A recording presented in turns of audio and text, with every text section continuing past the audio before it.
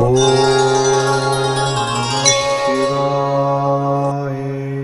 குருப்பியோ நமஹ. ஸ்பிரிச்சுவல் ஜோதிடம் நேயர்களை இந்த காலை வேளையை சந்திப்பதிலே பெருமகிழ்ச்சி. வணக்கம். 29 ஜூனிலிருந்து 5/7/2026 வரை, ஜூலை மாதத்து வரை இருக்கக்கூடிய வார பலனை பார்க்க போகிறோம். இதில் மூல நட்சத்திரத்திலிருந்து சதய நட்சத்திரம் வரைக்கும் சந்திரனுடைய பயணம் இருக்கும். காலச்சக்கர புருஷத்தினுடைய 9ஆம் இடத்திலிருந்து லாபஸ்தானம் வரை இவருடைய பயணம் இருப்பதனாலே என்ன பலன்னு பார்க்க போகிறோம். அதுலேயும் முக்கியமாக 29ஆம் தேதி பௌர்ணமி அன்னைக்கு ஜேஷ்டாபிஷேகம்னு சொல்லுவோம். கேட்டையின் அபிஷேகம் எல்லா விஷ்ணு சிவ கோயில்களிலும் நமக்கு நடக்கும். அதனால் வரக்கூடிய பலன்கள்னால லாபங்கள் எல்லாருக்கும் உண்டு. ஜூலை 3ஆம் தேதி சங்கடகர சதுர்த்தி. அன்றைய நாளிலே விநாயகரின் வழிபாடு ரொம்ப முக்கியம். கடன் அடைக்கிறதுக்கு ஒரு நல்ல நாள் அன்று. அவசியம் கடனை அடைக்கலாம்.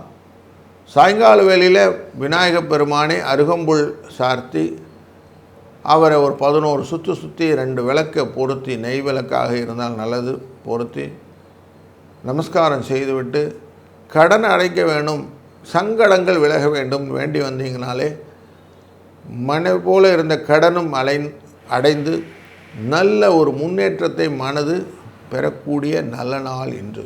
அதனால் முழுமுதற் கடவுளின் அருள் ஆசி இன்றைக்கு உங்களுக்கு பிரத்யட்சமாக இருக்கும்னு புரிகிறது. இப்படி நல்ல நிகழ்வுகளை இந்த வாரம் சுமந்து வருவதனாலே ஒரு ராசிக்கு எப்படி பலன்னு நம்ம தொடர்ந்து காணப்போகிறோம். வாருங்கள். வணக்கம் கடகராசி நண்பர்களே. உங்கள் ராசிக்குள்ளே இருக்கக்கூடிய சந்திர பகவான் உங்கள் ராசியின் 6ஆம் இடத்துலேருந்து 8ஆம் இடம் வரைக்கும் பயணம் செய்ய இருக்கிறார். அப்போது 3ஆம் தேதி போது பூச நட்சத்திரத்துக்குள்ளே பயணம் செய்வார். புனர்பூசம் அப்படிங்கிற நட்சத்திரத்துக்கு உங்களுக்கு சந்திராஷ்டம எஃபெக்ட் இருக்கும். அது வரைக்கும் கொஞ்சம் திருவோண நட்சத்திரத்தில் பயணம் செய்யும்போது இந்த புனர்பூசம் பூசம் அப்படின்னு வரும். அப்போ 3ஆம் தேதி அன்றைக்கி சந்திராஷ்டமம் இருக்கிறனால சங்கடஹர சதுர்த்தியும் இருக்கும். அன்றைக்கி சங்கடங்களை தீர்க்க வேண்டும் என்று விநாயகரை வழிபடுவது முக்கியம். அதனால் மற்றவர்களிடம் இருந்து நிறைய பாராட்டுகளை பெறக்கூடிய சூழ்நிலை இந்த வாரத்தில் உங்களுக்கு உண்டாக்கும். பல விஷயங்களிலே கொடுத்த காசை திருப்பி வாங்கிறதுக்கான முயற்சிகள் எல்லாம் நீங்கள் மேற்கொண்டு அதில் வெற்றியும் கொள்ளலாம். ஆரோக்கியத்திலே நல்ல மேம்பாடை பெறுவதற்கான வாய்ப்புகளும், எதிரிகள் உங்களை விட்டு விலகுவதற்கான வாய்ப்புகளும், வழக்குகளிலே உங்கள் சாதக பலனை எதிர்பார்ப்பதற்கான எண்ணங்களும் இந்த வாரத்தில் உண்டாகும். நிறைய ஆக்டிவிட்டீஸ் உங்களுக்கு சந்தோஷத்தை கொடுப்பதற்கான வாய்ப்புகள் இந்த வாரத்தில் இருக்கிறது. களத்திரத்தின் மூலியமாக நல்ல சுகங்களும் உண்டு. சதய நட்சத்திரத்திலே பயணம் செய்யக்கூடிய இந்த காலகட்டங்களில் மட்டும் கொஞ்சம் எச்சரிக்கையாக இருந்துட்டிங்கன்னா போதும். மற்ற நாளெல்லாம் ரொம்ப கம்ஃபர்ட் ஜோனில் இருக்கக்கூடிய ஒரு சூழ்நிலை. திருவோணத்திலேருந்து ஆரம்பிக்கும். திருவோணம், சதயம், அவிட்டம், சதயம். அப்போ இந்த 3 நட்சத்திரம் போது கொஞ்சம் கேர்ஃபுல்லாக இருந்துட்டிங்கன்னா இந்த வாரம் உங்களுக்கு நீங்கள் மன போல் எண்ணம் போல் வாழ்வுன்னு சொல்லுவோம். அப்படி எண்ணம் போல் நீங்கள் வாழலாம். சூரியன் உங்கள் ராசியினுடைய 2ஆம் இடத்துக்காரர் 12ஆம் இடத்திலே அமர்ந்து கொண்டு தன் பார்வையை இந்த 6ஆம் இடத்தின் மேலே வைப்பதனாலே எல்லா விதமான கஷ்டங்களையும் ஓவர் கம் பண்ணுறதுக்கான கெப்பாசிட்டி உங்களுக்கு கிடச்சிடும். யார் வந்தால் என்ன, நான் ஜெயிப்பேன் அப்படிங்கிற எண்ணம் கிடைக்கும். அந்த எண்ணத்தினாலே வரக்கூடிய லாபங்கள் எப்படிப்பட்ட லாபம்? புதிய வரவுகள், சுப நிகழ்வுகளுக்கான புதிய முயற்சிகள், அதன் மூலியமாக வரக்கூடிய லாபங்கள், இது எல்லாமே அமைவதற்கு வாய்ப்பு இருக்குது. அப்போது கல்யாண காரியங்கள், சுப நிகழ்வுகளுக்கான காரியங்கள் நிறைய இருக்குது அப்படின்னு தெரிகிறது. அதனால் இது எல்லாமே உங்களுக்கு மன மகிழ்ச்சியை தருவதற்கான வாய்ப்புகள் இந்த வாரத்தில் உண்டு. நன்மை உண்டு. வணக்கம் சிம்மம் ராசி நண்பர்களே. உங்கள் ராசியின் 12ஆம் இடத்துக்குரியவரான சந்திர பகவான் இந்த வாரத்திலே பூர்வபுண்ணியஸ்தானத்திலே அமர்கிறார். மூல நட்சத்திரத்திலிருந்து பயணத்தை தொடர்வார். 7ஆம் இடமான கலத்திரஸ்தானத்தில் கும்பராசிக்குள்ளே செல்லும்போது இந்த வாரம் முடியும். இப்படி அவருடைய பயணத்தினாலே நமக்கு என்ன லாபம் அப்படின்னு பார்த்தோம்னா, 5ஆம் இடம் அப்படிங்கிறது குழந்தைகள் விஷயத்திலும் அறிவு சம்பந்தப்பட்ட விஷயத்திலும் சில காரியங்களிலே யோசித்து செய்யணுன்ற இன்ஸ்ட்ரக்ஷன் கொடுக்குறார். அவசரப்படாதீங்க, நிதானித்து செய்யுங்க அப்படிங்கிறார். சூரியனும் புதனும் பார்த்து கொண்டிருக்கும் போது மூலம் பூராடம் உத்திராடம் அப்படின்னு தனுசு ராசியிலே பயணம் செய்வார் சந்திரன். செவ்வாய்க்கிழமை வரைக்கும் அப்படியே கொஞ்சம் மூமெண்ட் கொடுக்கும். அதுக்கப்புறம் உத்திராட நட்சத்திரம், திருவோண நட்சத்திரம் அப்படின்னு மகர ராசிக்குள்ளே பயணம் செய்வார். 3ஆம் தேதி வாக்கில் அந்த மாதிரி பயணம் செய்யும்போது நீங்கள் எந்த காரியம் செஞ்சாலும் நன்மையாகும். முக்கியமாக கடன் கொடுக்கறது வாங்கிறது ரெண்டுமே நீங்கள் தைரியமாக பண்ணலாம். அன்றைக்கி உங்களுக்கு கொடுத்த கடன் திரும்பி வந்துடும். நன்மைகளை அதிகமாக பெறலாம். சங்கடங்கள் விலகிவிடும். குழப்பங்கள் தீரும். வெற்றி உண்டு.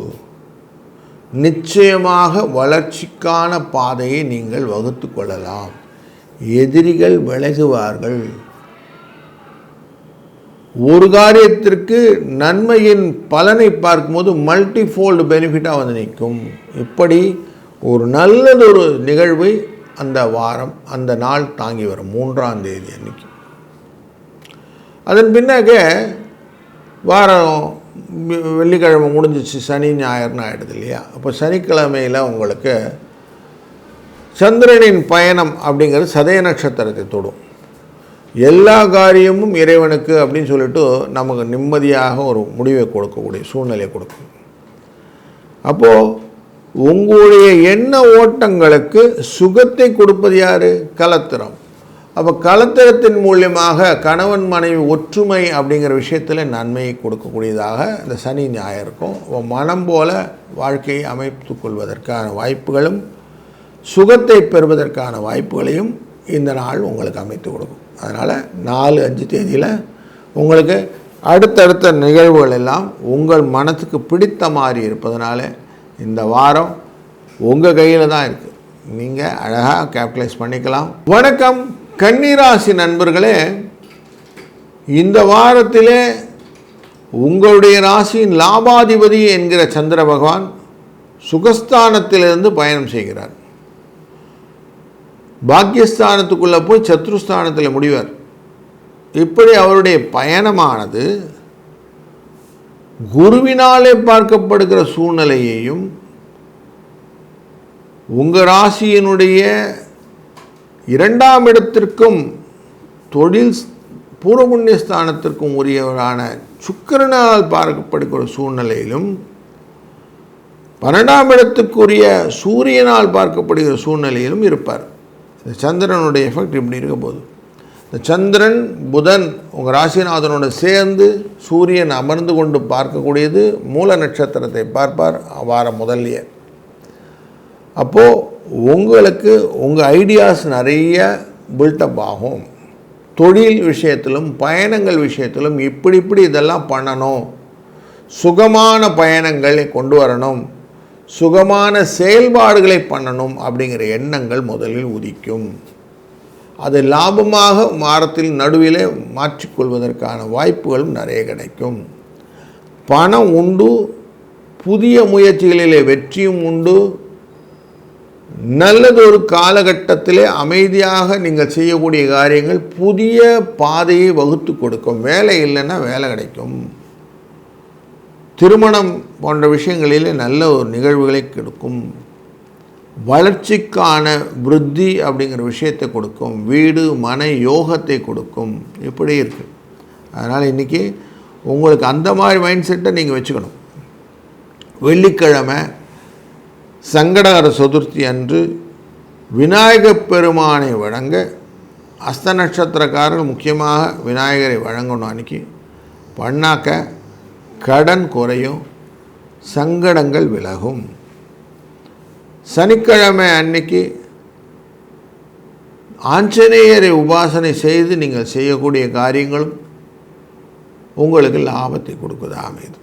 அதுவும் உங்கள் ராசியினுடைய 6ஆம் இடத்திலே இந்த சந்திரன் சதய நட்சத்திரத்தில் பயணம் செய்வதனாலே, ராகுவின் தன்மையினாலே பெரிய பெரிய காரியங்கள் எல்லாம் எளிதாக முடிக்கக்கூடிய சூழ்நிலையை உங்கள் மனநிலை பெற்றுவிடும். அதனால் வீக்கெண்ட் ஒரு பிக் அண்ட் பொனான்சா அப்படின்னு சொல்லலாம்.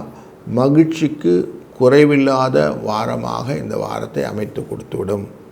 அதனால் திருப்திகரமான வாரம், வெற்றி உண்டு, நன்மை உண்டு, பல புதிய நிகழ்வுகளை நீங்கள் நிகழ்த்தப் போகிறீர்கள்.